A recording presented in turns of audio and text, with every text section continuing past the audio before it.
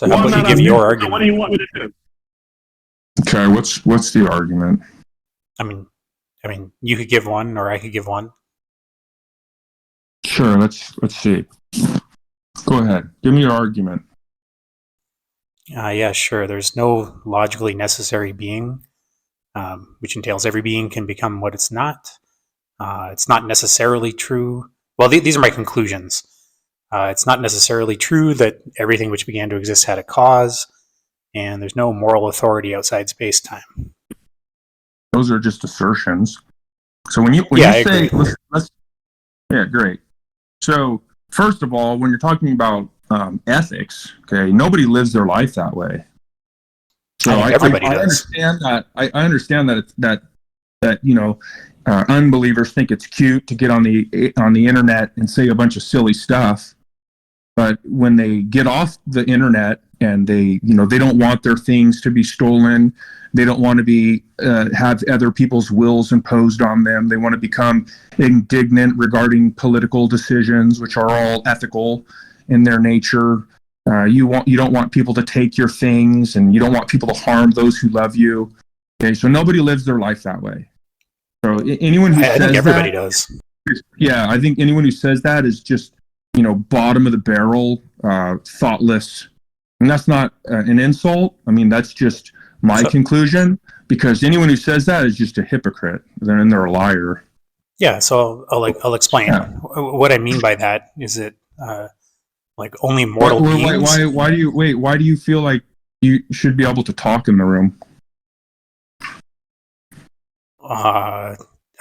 That's a question of moderation.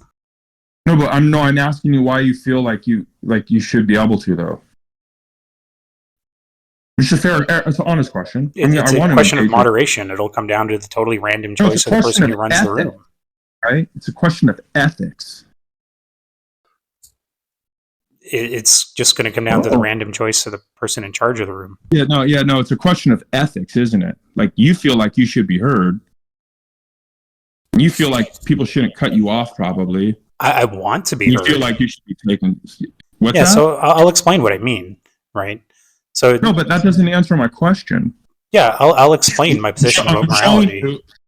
Yeah, well, I've already shown you the hypocrisy in your statement, because you've contradicted yourself. On one hand, no, I haven't. You don't believe What's in the contradiction? Ethics, but on the other hand, you feel like you have a right to be heard. Wait, I didn't say I don't believe in ethics. Oh, what did you say again? I said there's no moral authority outside space and time. Would that include you and what you're about to say? I'm not outside space and time. Oh, well, yeah. Well, so then all you're saying is you don't believe in God again. That's just another way of saying I'm an atheist, right? Yes, exactly. Oh, okay. Wow. So great. So you're an atheist. And why are you an atheist? Because I'm an atheist. Well, that's brilliant, bud. I'll give the argument. Yeah, I'm an atheist because I'm an atheist. I gave you my conclusions. So? I gave you my conclusions so you could pick the interesting one to talk about. Yeah, well, I want the argument. Like, where's your argument? For which one? I gave 3 conclusions, right? So whichever one you want, bud. Whichever one you feel you can defend the best. Let's just start there. Oh, okay. So, to me, the most important one is that there's no logically necessary being.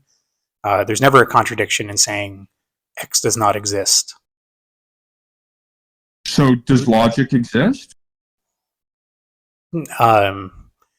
Logic exists first and foremost as a limit on thought.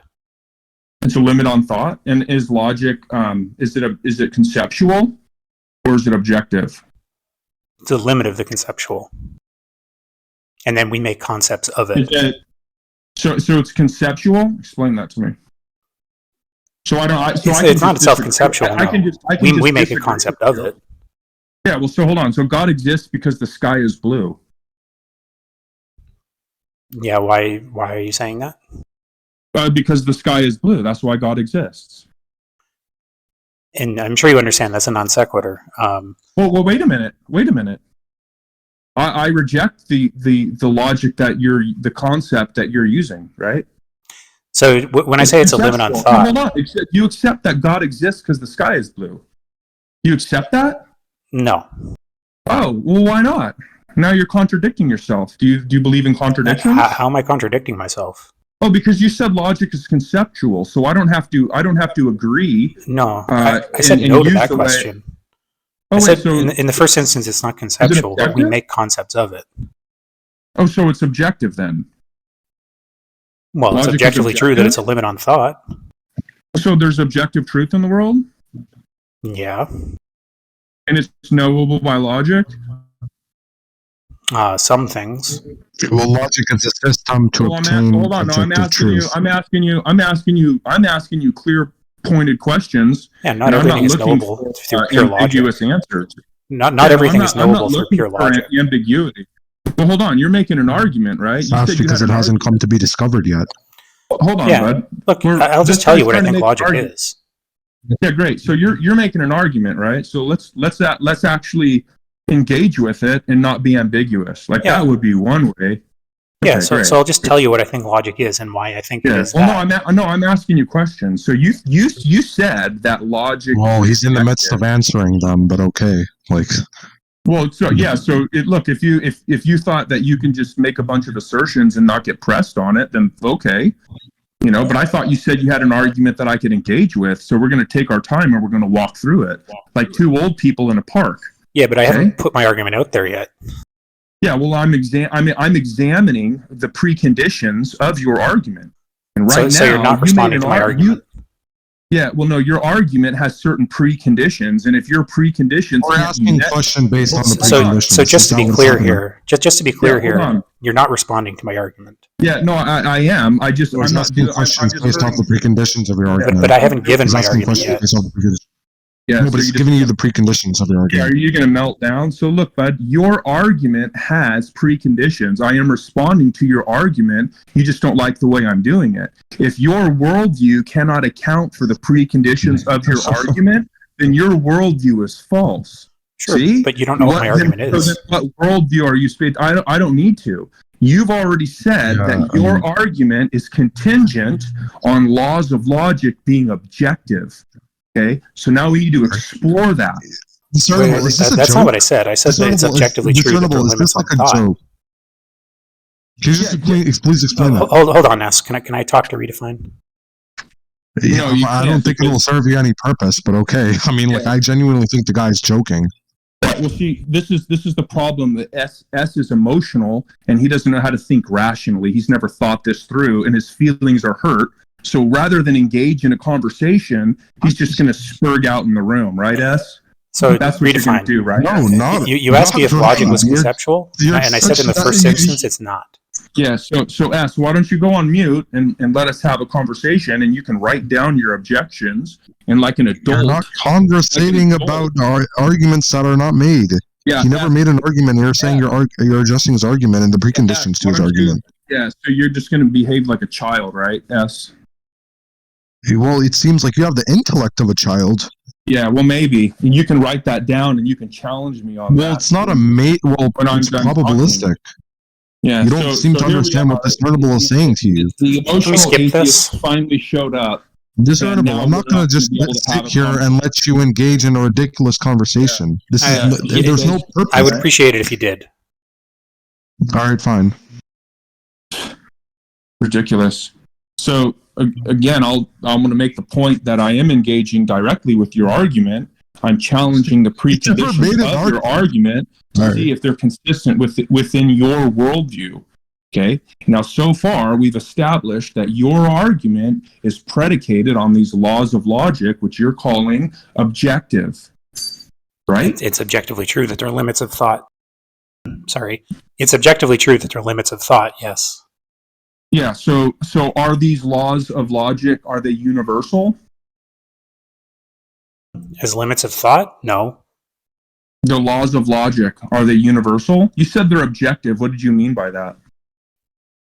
I mean, they're not down to like human opinion. Oh, okay, great. So, and they're not universal. So from where I'm standing, God exists because the sky is blue. Right?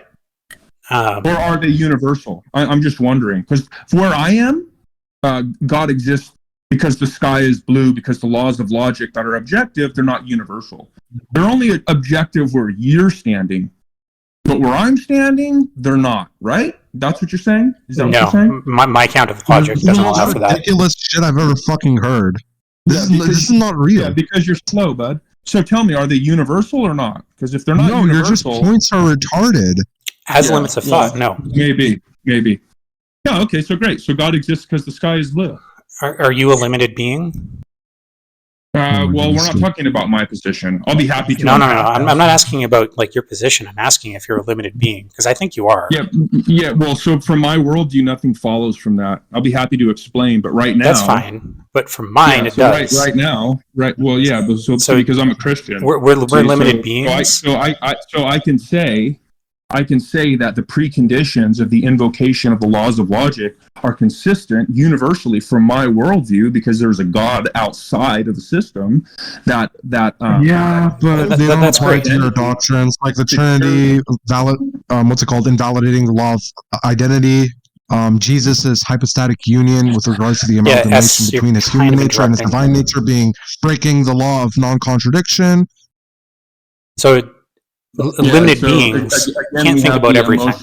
The emotional cheerleader. It's not emotional. I'm making perfectly rational cases as to why your doctrines break the laws of logic, which you find to be universal. Yes. Can I talk to Redefine, please? It's not going to serve you any purpose, dude. I'm literally pointing out I appreciate that. Well, you can cheerlead and you can help your boy out when that time comes, and you can pose all of those. Well, I'd be happy to help, because I'm pointing out how you believe in laws of logic being universal, but they're contradicting your own doctrines. Like, your own doctrines violate the law of identity and the law of non-contradiction. Yeah, so that's a claim from ignorance, is all that is. But that probably makes sense. No, it's not. I've literally explained how the amalgamation of Jesus. Let me get my position out there, okay? All right, sorry. Yeah. So because S doesn't know what he's talking about, and that's why he says these things. No, I don't know what I'm talking about. I'm be quiet. No, talk to discernible. Talk to discernible. Yeah, but if he actually redefine somebody unpack their position, then he would learn that. Redefine, shut the fuck up and talk to discernible. So he's too emotional and juvenile minded to actually. All right, Redefine. I'm emotional because I made rational cases. Look over here. Good job, S. I'm so impressed. Yeah. So look over here, dude. So like limited beings think in a limited way, right? And when you think in a limited way, that just means there's going to be limits on your thought. There's going to be things that you can't think about. Yeah, they're begging the question, though. But I understand begging the question of what? When you make a statement, all right. So you're making universal statements about all beings, and you have no grounds. No, I made a claim about limited beings. Yeah, hold on. I didn't. Hold on. But I didn't make a claim about all beings. I made a claim about limited beings. Well, let me explain this, right? So, in order for your statement to be true, my worldview must be false. But you've not shown my worldview to be false. No, it's not. It's fully compatible with Christianity to say that it's not. You're limited. Yeah, well, right. But what follows from it doesn't have to be, Christianity doesn't have to be false for my claim to be true. Yeah, right. And I'd be happy to explain that, why that's the case. Wait, my claim that you're limited is incompatible with Christianity? No, look, pay attention. I'm just saying you're not omniscient. Yeah, it's not the claim that you made. It's what follows from that. Okay, what do you think follows from that? You're trying to say that something follows from that. And what I'm saying is that's a non sequitur on my position. It might be true for yours. So when you talk about beings being limited, it's only you and I in the room that are engaging. So you can tell me that you're a limited being. You're not? Okay. Again. I think you are. Look, this isn't. Won't you just say yes to the question? You're a limited being. Yeah, look, this isn't complicated. It's true. I'm assuming you're not omniscient. So again, I'll say it again because it seems like nobody's paying attention. I'm not objecting to me being a limited being. I've already said that. Yeah, so it's compatible with Christianity. But you said for my position to be true, yours had to be false. That's not true. Yeah, well, you're interrupting just as bad as S now. Look, it's fine. Look, if you're going to spurg out because you can't defend your argument, then that's fine. I get it. But I'm engaging. You said with something it, untrue. But now actually you're not. Okay, what I'm saying is what follows from that is a non sequitur on my worldview. Okay, on your worldview, it might not be, but we don't share the same worldview. Well, what do you think so I'm Is it a saying follows from non-sequitur that? on your worldview to say that you're limited? Redefine. What do you think I'm saying follows from that? What follows from me being limited being? Yeah, saying that, but you said that what I'm going to say is a non sequitur. Yeah, you want me to? Oh, this is embarrassing. Yeah, you want me to explain that to you? You're making statements about certain inferences to the laws of logic, and you're trying to say that they're not universal. Okay, but that wouldn't follow. It doesn't follow that because I'm a limited being, that the laws of logic are not universal, and I can't know they're universal on my worldview. That's not what I said. You, on the other hand, that's not my point. Are not in that same position. That's not my point. Okay, great. So I'm not sure why you're spending all this time instead of answering my question. You made an argument, right? I'm just seeing if you can defend it. Can you defend it? What was the question you think I'm not answering? Okay, you said, so far where we're at is that you have these laws of logic and they're objective. I'm not sure how you know that. And then you want to say that they are. Yeah, I was trying to explain. You're trying to say that they are not universal. So I said, if they're not universal, then God exists because the sky is blue. As limits of thought, no. Does God exist because the sky is blue? No. Oh, why not? It doesn't follow. Is that a universal statement? I mean, it would be universally inconceivable to beings with limits like mine, or it would be universally not follow to beings with limits like mine. Look, but you can be evasive now that I've got you in a corner, or you can just be honest. Would you like to be honest? It'd be cool if you could engage. How am I being evasive? Is it universally true that would be a non sequitur? Hold on, let me check. Is there anything? No. Okay, there's. No, it's like not universally considered outside the limits of thought. No. Yeah, hold on. No, so from where I'm standing, then it's true that God exists because the sky is blue. Unless it's universally true, that's a non sequitur. It's universally true to beings with limits like our thought. Or sorry, without the limits of our thought. Your thought, you mean? With your thought? No, with human thought. Okay, let me try to explain the error that you continue to make. And the reason why that I'm telling you that tell me the error. Okay? As a Christian, being a limited being, I have a God who is outside of time, space, and matter, that has revealed that he is always truth revealing. Okay, so therefore, the law of non-contradiction is universal because it's secured by God. Now, you explaining how you know that it's not the same thing as explaining why it is. Yeah, hold on. Now, you can just straw man me and say, hey, I don't accept that you argue from your worldview. Great. Well, I can do that to you too. Wait, did you explain why it is universal, or why you believe it is, or why you know it is, rather? Yeah, well, I can. Yeah, so this is really simple. So if it is the case, okay, we'll just do it this way, so the room's feelings don't get hurt. If it is the case that there is a God that exists, that is revelatory, ultimate, and a God that cannot contradict himself because he's always truth revealing, and he reveals certain things to his creatures, okay, who are limited, then it would not follow that because those beings are limited, that therefore they are unable to know that there are logic laws that are universal. It wouldn't follow. But that's not your worldview. Okay, so I'm challenging the preconditions of your argument. Do you remember? It seems like every time I go to press you on it, we spent 30 minutes now of you just spurring out. Well, I'll show you that you're not listening here. When you asked me if I thought the laws of logic were universal, do you remember my answer? You said no because we're. Do you remember the full answer? Because it was a sentence. Yeah, you said we can't know that because we're limited beings. That's not what I said. All right, so you can't know that, right? That's not what I said. Oh, can you know that though? What did you say? What did I say? That as limits of thought, no, they're not universal. Mm-hmm. So you're just being evasive or ambiguous again. Well, I think they're more than limits. I don't see how that. I'm sorry to cut in here, but I don't see how that's ambiguous. Tell me how that distinction makes any difference. Because as limits of thought, that wouldn't entail that there couldn't be contradictions like outside our limits. On your worldview, right? Well, on yours too, Well, right? he seems like if we take them to be limits of thought. Well, now I've already explained this to you actually multiple times now. Okay, so now on one hand you're advocating for contradictions. No, how so? Well, yeah, you just said they're limited scopes of thought that do not exclude external contradictions. Yeah, when considered as limits of thought, yes. Yeah, great. So you just debunked S's objection. I didn't even have to say anything. Okay. What the hell was my objection? Hold on. So like I said, as limits of thought, no, that doesn't mean that there's no contradictions outside the limits of thought, right? Yeah, there's no inconceivable thing that's contradictory. And how is that statement universally true?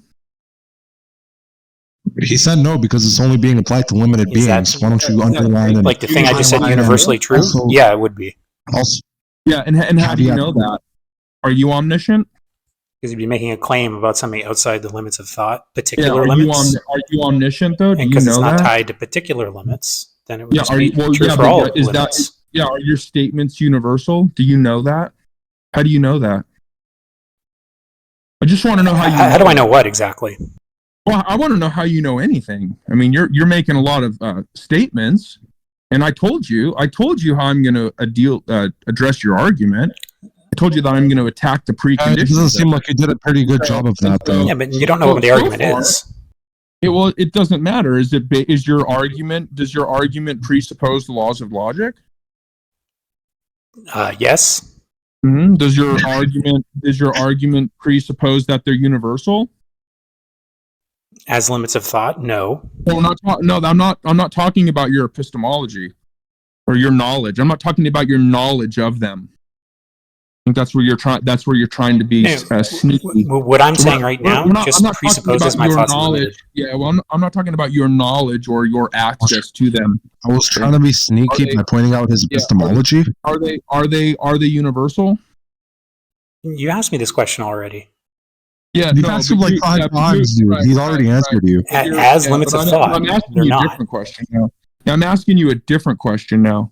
Okay. Question tells that they're only applied to limited beings. Yeah, you're responding. Now that I understand your response, you're responding to a question that I didn't actually ask. Oh, okay. What's the question? I'm talking about the ontology of these things that we're calling laws of logic. That's what I'm talking about. I'm not talking about your mental state regarding them. I'm not talking about different epistemological frameworks that embrace them. I'm talking purely about the ontology of these laws. Nothing else. Okay? So that's what I'm asking you about. I'm asking. Do you understand? Do you understand what I'm asking you now? Okay, so what's the question? Okay, so the laws of logic, are they universal? You already asked me that. You didn't answer. You didn't answer, though. I've already explained this to you now 3 times. I'll do it again. Though. As considered as limits of thought. Yeah, no, they're not universal. But there are no contradictory objects. That's true. Yeah, it's cool. Would you like to engage in honest conversation? There would be no contradictory objects other than if God existed. But redefine. You're accusing me of being dishonest, but I don't think you can repeat what I've said. Yeah, no, would you like to be honest? I'm not asking. I already told you. I'm talking purely about the ontology of the laws of logic. I'm not talking about your mental state. You keep invoking conceptual. You keep invoking them. You keep responding to them, putting them within a conceptual framework. That's a mental state. Okay. That's not what I'm asking you. I've already asked you that. Yeah. What do you mean? Yeah. When you say conceptually, you're invoking a mental state. I'm talking about the ontology of the laws of logic. Okay, I'm not. You need to invoke a mental state to do that too, because you need to interpret in order to understand. We're talking about ontology. No. So you need to interpret ontology in order to understand ontology and then explain it. They don't have an ontology, straightforwardly speaking, right? They don't have an ontology. Not straightforwardly speaking, no. So contradiction at the end of the day is going to be. What are we talking about then? So then? Okay, great. So then they're not objective. So like non-contradiction at the end of the day. At the end of the argument, is going to be that non-contradiction is a condition of Oh, something. you can't say that. contingent. With all due respect, Redefine, you can't say that either. Just because the ontology of something hasn't been discovered doesn't mean it can't be used as a method I'm for giving truth. I'm jumping to the end, and I'll give you the most direct answer by jumping to the end. You contradicted yourself, bud. You contradicted yourself. How so? Because on one That's a good hand, question. you said that the laws of logic are objective. That's A. But on the other hand, Wait, do you not remember what I said? You said that they don't have an ontology. I don't think he did remember what you said, Cernical. Is the ontology of the laws of logic that they are objective? Do you remember what I said? Well, I'm asking you another question. It seems like you like to dodge them a lot, But though. you don't know what I said. Okay, let me ask you a question. How can you accuse me of a contradiction if you don't know what I said? I would appreciate it if you stopped posturing, okay? Sorry, who's posturing here? You accuse me of a contradiction, but you don't remember what I said. Yeah, no, you are, and I've explained it. You can't even substantiate the claim you accused him of. Yes, so what did I say? Yeah, well, let me tell you. Can I tell you that? Sure. Yeah, let me instantiate the claim that I've accused you of, okay? Let me do that really quick. And substantiate it as well. You said that the laws of logic are objective. That is an ontological statement. But you also said that they don't have an ontology. Okay? That's actually not what I said. Yeah, well, you can backpedal. Go ahead, backpedal. No. That's exactly what you said. What I said was it's objectively true that there are limits on thought. Is that an ontological question? Is that an ontological statement about the laws of logic? It's not a statement about their ontology in themselves. Yeah. No, it's not. Yeah. Yeah, we know you've been refuted. This is embarrassing. So, what are you even talking about? Sorry, you accuse me of contradictions by misquoting me, and I'm the one that's being embarrassing. At this point, you've contradicted yourself multiple times because on one hand, you're trying to say that they have an ontology no. Look, I'll tell you again. You've got multiple contradictions on the table, okay? But that's fine, okay? You have no way. And yet you haven't accurately quoted me. Are the laws of logic, are they objective? They're not objects, so they can't be objective. Yeah, that's not what I asked. Are the laws of logic, are they... Did you hear what I said? What you asked. Can you repeat what I said? Yeah, look. So can you repeat what I said? They're not objects. Yeah, now you're being, they're not objects. That's brilliant, bud. And what was the next thing I said? That's brilliant. They're not objects? And what was the next thing I said? Wait, are the laws of logic, they're not physical things on my table? And what was the next thing I said? I'll let you answer. Look, there are true facts about logic. Yeah. Oh, is that an ontological statement? No. Oh, it's not? No. Oh, okay. Or rather, it's not a statement about the ontology of logic. Yeah, it is. So if all minds on Earth cease to exist, would the laws of logic exist? No. Non-contradiction would continue to be a condition of being a contingent being. If all minds on Earth cease to exist, would the law of non-contradiction exist? Non-contradiction would continue to be a condition of being a contingent being. I just want a yes or no. If all minds on Earth cease to exist, would the laws of logic still exist? Because the law of logic is a conceptualization of a true thing, right?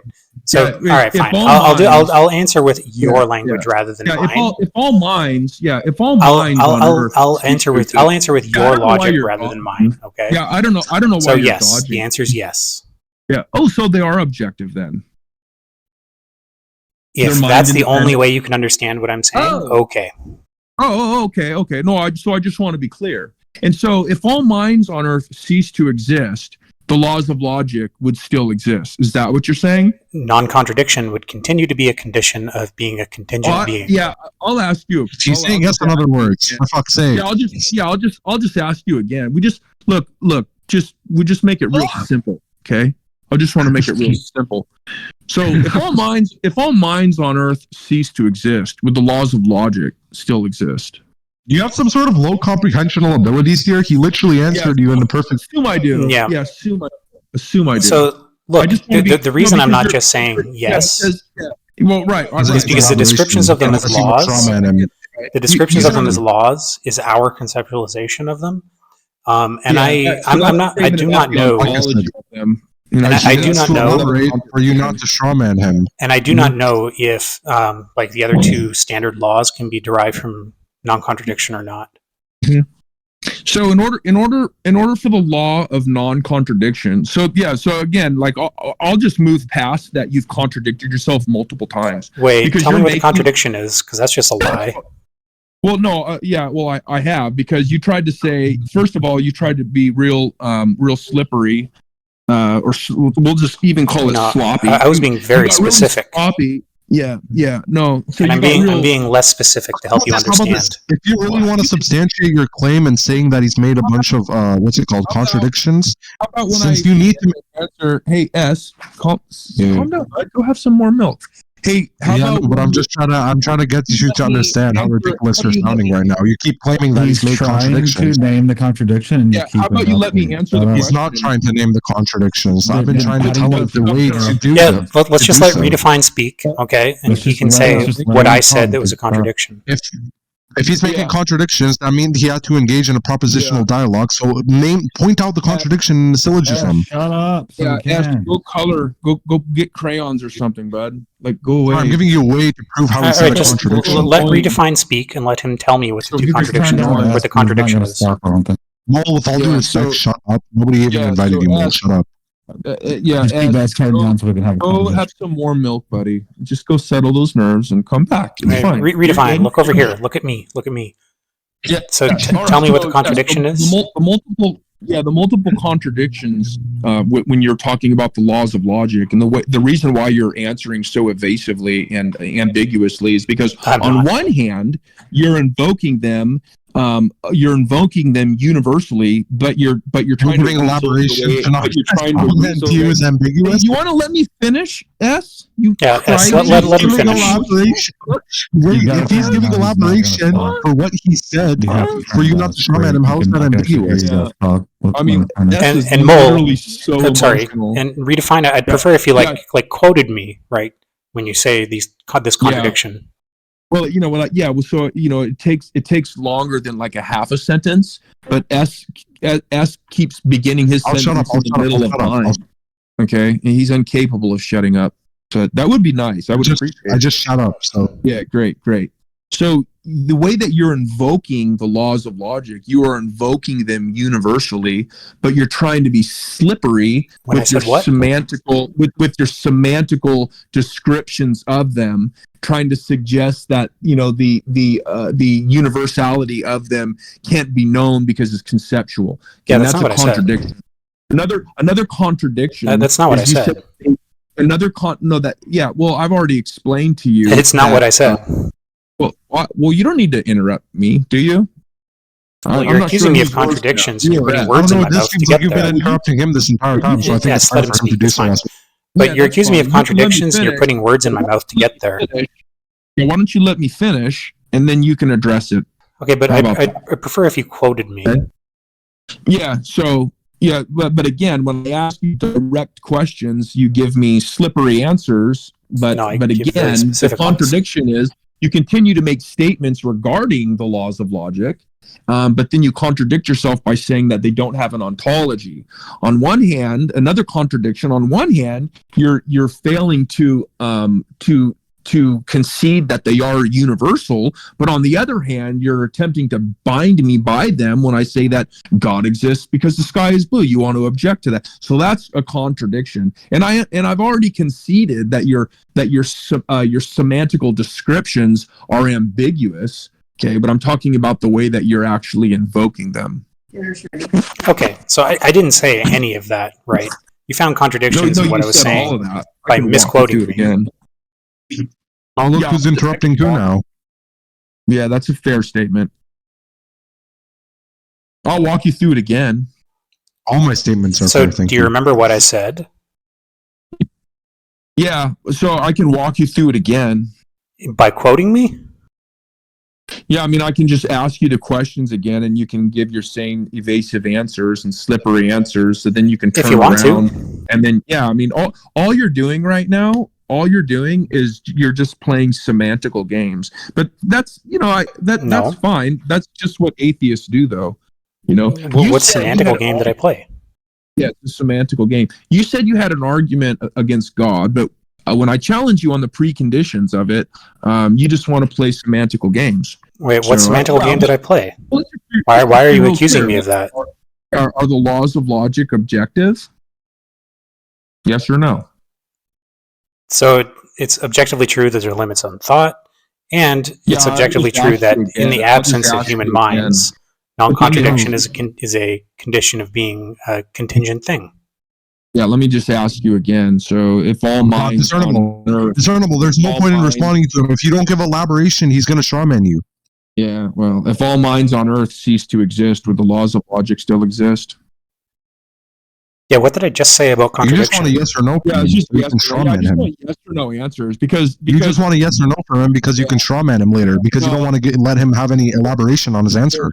Because he wants to give slippery answers. He doesn't want to answer yes or no because this is the only way. Because your questions, I'm disentangling your questions. Yeah. Would they be objective or subjective? So when I held your hand through it and I asked you the question if the laws of logic still exist if all minds on Earth cease to exist, you said that they were. Okay. Now that's a statement. What did I say specifically? That's a statement about the ontology of the laws of logic. What did I say specifically? But when you suggest that I am bound by the same laws of logic, that makes them more than conceptual because they're obligatory now. And if they're obligatory, okay, and invariant, then that means that they must be universal. Obligatory. If the laws of logic are not obligatory, then God exists because the sky is blue. But you don't accept that. Okay? Redefine. Is it obligatory that you not jump to the moon? Yeah. So, well, is there a rule against you jumping to the moon? On the biblical worldview, yes. What about on your worldview? Wait, in the Bible it says, "Thou shalt not jump to the moon."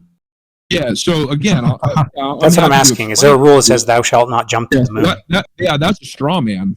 No, it's a question. Question can't be a straw man. You've been straw manning him this entire time. Right. The answer to the question is no, right? Laws of physics are obligatory. What does that have to do with it? Yeah, well, hold on. On the biblical worldview, the laws of nature stand in causal relations, and they're universal. But I'm asking if the Bible says, "Thou shalt not jump to the moon." Yeah, well, why would that matter? The answer is no, right? It doesn't say that. Yeah, but what? But it matter. I'll tell you why it matters. Because you made a claim on your worldview that you can't jump on the moon. Yeah, because you're asking about what's obligatory and what's not. Yeah, hold on. What follows from that? Okay, so it's an analogy, right, to my claim about what... Yeah, no, that's another question that you dodge. What follows from that? Well, actually, you dodged two questions. You mean what follows from the claim that there's nothing in the Bible that says thou shalt not jump to the moon? You invoked... Yeah, well, what follows from that? Well, nothing follows from that. It's an analogy. Okay. Can you infer something? It's an analogy. Yeah. So and I'll tell you what it's an analogy to. And you're also not consistent with your belief system. That's what follows from it as well. Just so our worldview again. So if we want to get past this disaster of whether or not I'm obligated to embrace your conceptual understanding of the laws of logic, which maybe they're universal, maybe they're not. We can't seem to get a straight answer. Oh, they're not universal. Okay, you're not obligated to do that any more than you're obligated to not jump to the moon. Yeah, God exists because the sky is blue. I'm perfectly happy with that. Do you accept that? Do you see the analogy? Yeah. Well, on your worldview, you've yet to show me why that would be a problem. But see, we've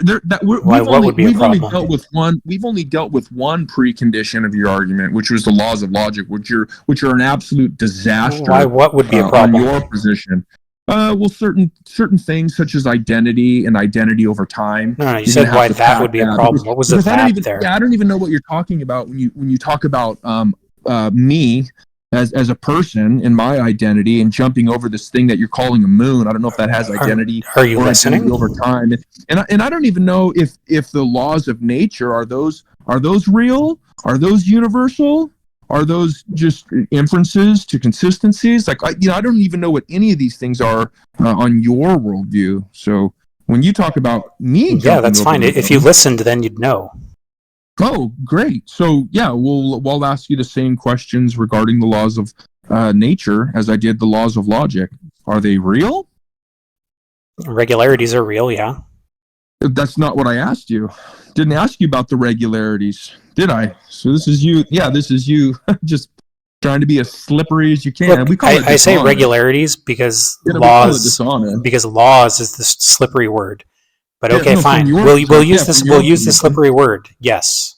No, I'm talking about your position. I've already unpacked my position. See, on my position, we have a God who created Yeah. creation. My position is that laws is a slippery word. Your position doesn't seem to be consistent, but okay. Found certain uniformities in nature with laws that are Look, that stand I'll in use concrete. the slippery word if you want. But you Yes, reject all the laws are So when real.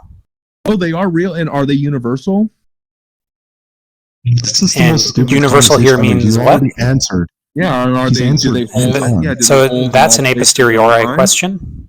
Yeah, what makes them real? First of all, What makes them real? You mean you're asking Yeah. why I say they're real? We're able to observe the effects of it. I mean, We're able to observe the effects of logic being being used.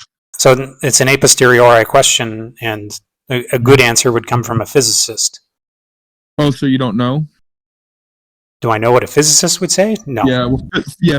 Oh, so you don't know. So wait, so you want to explain reality without God, but when I ask you the first question about the external physical world, you immediately just run off the field. So regularities or laws of nature. Why do you need to be a physicist? Does the physicist have universal knowledge? To give an actual answer to what you want, yeah. Because I don't know if a physicist. I don't know if a physicist would say that every moment in time has had the same physics. Mm-hmm. Well, you made a statement. You made the statement that they're real. Yeah. Did you not? Yeah. Yeah. Okay. So how do you know that? What makes them real? Well, I mean, I'd say they're real because there are regularities, right? I didn't and those ask you about regularities, like I didn't ask you about that. quantifiable and repeatable. Yeah, no, that's no. So that begs the question. That's also a composition fallacy and a non sequitur. What conclusion did I give? Yeah, so it's a composition fallacy and a non sequitur. Would you like me to explain that to you? Yes, please go ahead. Because you making a statement that certain things are repeatable based on your short time and your locality on this planet. It doesn't follow from that that they're real. It could just be a bunch of consistencies that fell into order before you were started observing them, and they'll fall right back out. Me personally? Later. And you're also judging the whole in light of the experience you've had of the part. Okay? Me personally? So that's a composition fallacy. Well, yeah. When you say you, do you mean me personally? Who are you speaking for? Human experience. Oh, human experience. Okay, and how long have we been recording these things you're calling consistencies? How long has that been? Can you tell me? Well, I mean, no, I don't know the correct answer to that question. Well, yeah, I'm not too convinced. Now, so with this human experience, is that I'll throw you a big bone. I'll throw you a big bone. I think physics can change. Hold on. Is that a human experience universal also? We can skip this part, and I'll say physics can change. No, I don't even know what you're talking about when you say physics. You're just begging the question again. How am I begging the question? We're not talking about. Wait, what argument did I give that includes the conclusion in the premise? Yeah, so when you say physics can change, you're just assuming that they're real. That's the very thing that I'm asking you to prove. Okay, and you're not doing it. You're doing a really lousy job of doing that. So before you can say that physics can change, I first need to know what exactly you're talking about.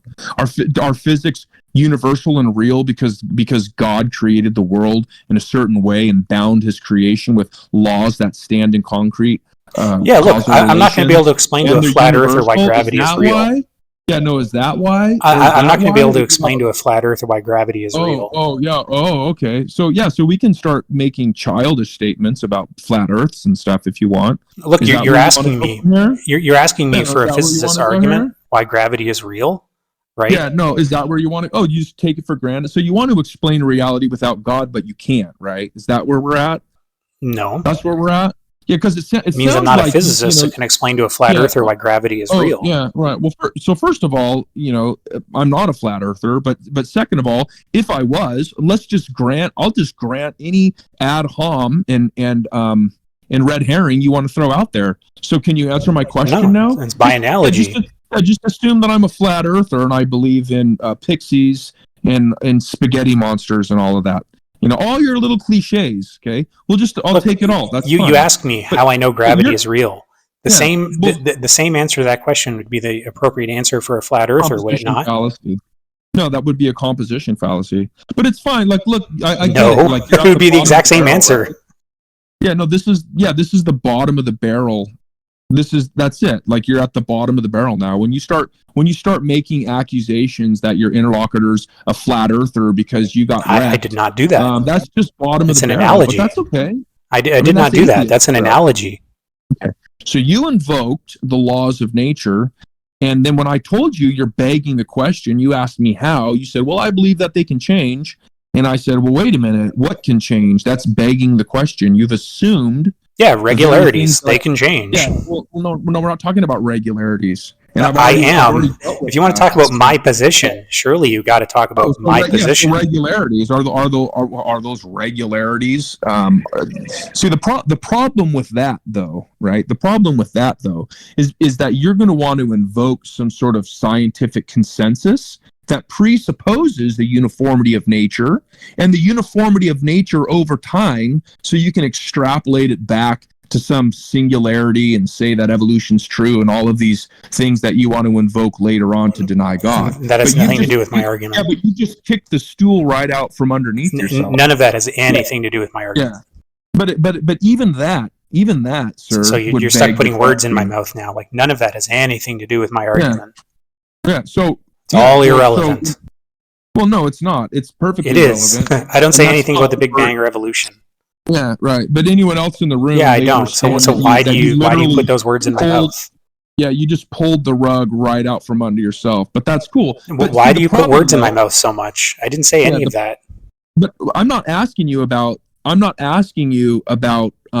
regularities. I didn't ask you about that. But if you want to know my position, right? That's the right word. Yeah, but you're doing it again, though. So this is where you're being dishonest again. How am I being dishonest? That's my position. Yeah, well, because the questions that I asked you stand. Okay, you want to invoke these things universally, but you've got no justification for that. And then when I asked you what exactly when you asked me if physics is universal, what did I say? When you asked me if physics is universal, what did I say? You said go talk to a physicist. Yeah, because I don't know if a physicist would say that physics was like the same, like in the Planck length after the Big Bang. I don't know. Yeah, well, see, there you go. Did you catch that, room? Did the room catch that? You just invoked the Big Bang, right?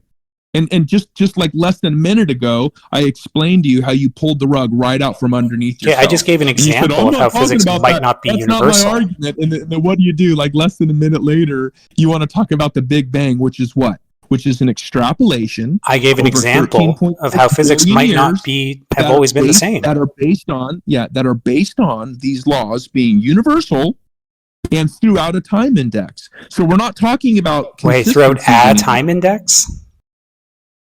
Yeah, did I just tell you that it was 13.6 billion years old? Yeah, it's not universal then. Well beyond. Oh, so the laws of physics. If you're talking about a time index, then you can't use that to claim universality. Yeah, this is ridiculous. So laws of nature, they only hold here on Earth, right? But when you get out into like the cosmos, you use your Christian logic and tell me how that follows. Like that's insane. Well, you just said they're not universal. That's not what I said. What did I say? With the consistencies? What did I say about the universality question? Yeah, so this is you being just blatantly dishonest. What did I say? So are we talking about the consistencies? I specifically said, I don't know if they're universal because I don't know what a physicist would say about the Planck moment after the Big Bang. Right. So then you contradict yourself. How so?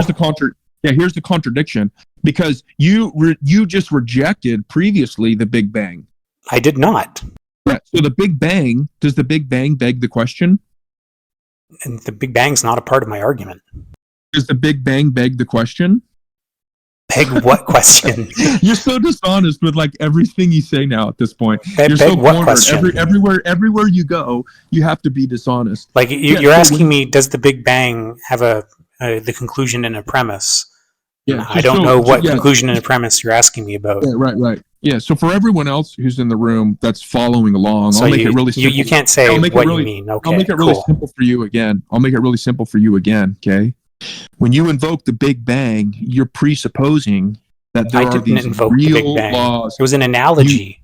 When you invoke the Or Big rather, an Bang example. as an analogy or example, okay? When you invoke the Big Bang for whatever reason you want, you beg the question because you're presupposing the very things I've asked you to give an account for, the very things that you're denying. Why did I bring it up? Do you remember And why I brought it up? In response to what Yeah, did I bring it up? well, Do you yeah, remember? because- Are you listening? Because you pretended that you can explain reality without God.